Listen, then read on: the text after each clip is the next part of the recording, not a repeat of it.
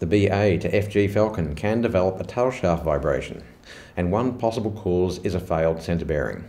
However, the replacement of the centre bearing could be easy or a challenge, depending on the type of tailshaft fitted. Like many modern rear-wheel drive vehicles, the Falcon mostly uses a two-piece tailshaft with a centre bearing. When the centre bearing fails, it can cause vibrations at speed. However, over the model run, there were 4 main configurations of tailshaft, with at least 8 different types of centre bearings used. There does not seem to be a way to work out which sort you have for sure without dismantling the shaft and measuring the centre bearing dimensions. These tailshafts could have either a universal joint or a constant velocity joint in the middle. There are 2 variants of both these types of joints, one which is designed to be dismantled and the other which is not.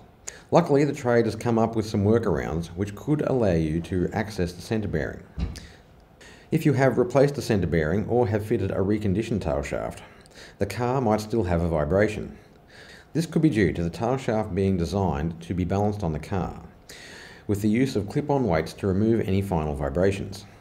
Many Ford dealerships have the equipment to balance the shafts on the vehicle. For more information on the options to replace the centre bearings, prevent repeated failures and remove driveline vibrations on the BA to FG Ford Falcon, see the May 2023 issue of VACC's Tech Talk magazine.